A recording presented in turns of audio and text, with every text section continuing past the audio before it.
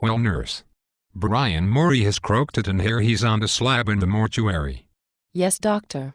It is hard to believe Brian Morey lived as long as he did.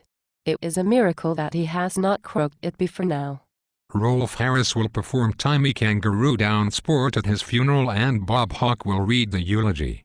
But Morey always said things like better red than dead, and he claimed the Labour Party is in cahoots with the Chinese. Well, he was not wrong there. But the Liberal Party disowned him after he stood up at the Sandy Bay Branch AGM and sang Rule Britannia during Madam President's speech. Why has Morey's hair gone a vanilla color?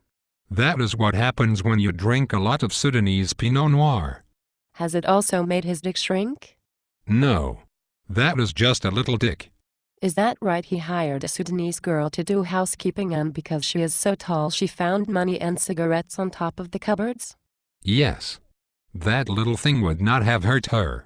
He also had the Sudanese girl herding cattle at his huge grazing property at Nugent. She would chase cattle all day waving a big spear at them while Morey would drive the tractor round and round in circles while singing Rambling Rose. Where will the funeral service be held? At the local church. He was married there and made an idiot out of himself at baby Lucy's baptism. Also, he has spent many a night passed out in the church grounds after a night at the Shipbuilders Arms. There will be no need for pallbearers, as the Sudanese girl will be able to balance the coffin on her head and still carry her spear.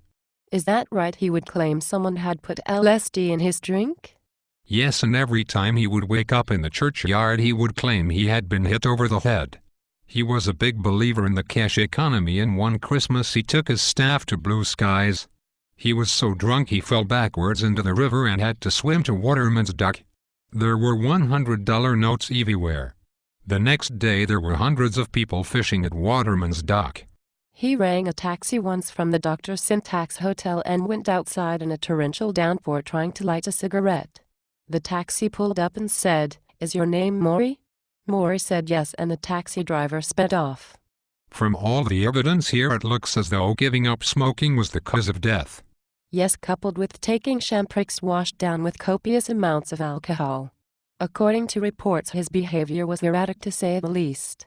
Getting blind drunk and reversing into a tree, rolling lit logs of wood down Trumpeter Street, falling off bar stools. The list goes on and on. He wants the Sudanese girl to scatter his ashes all over his huge grazing property at Nugent. She can do the 100 meters in 9.9 seconds, so she should be able to cover the whole farm.